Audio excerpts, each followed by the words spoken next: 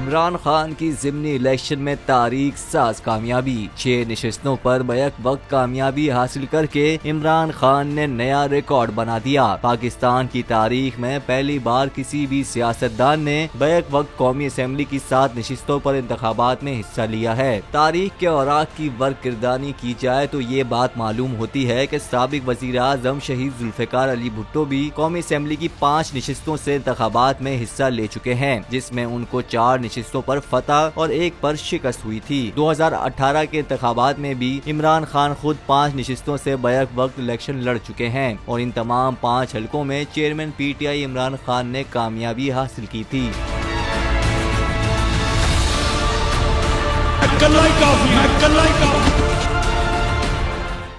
मैं इमरान खान हूँ, आप बोल्ड न्यूज देख रहे हैं। सबसे बड़ा चैनल बोल, सबसे बड़े एंकर इमरान रियाज खान के प्रोग्राम इमरान खान बोल के साथ ने रेटिंग के तमाम रिकॉर्ड तोड़ दिए। 56% नाज़रीन ने बोल न्यूज को देखा। सोशल मीडिया पर भी सबने ज्यादा देखा।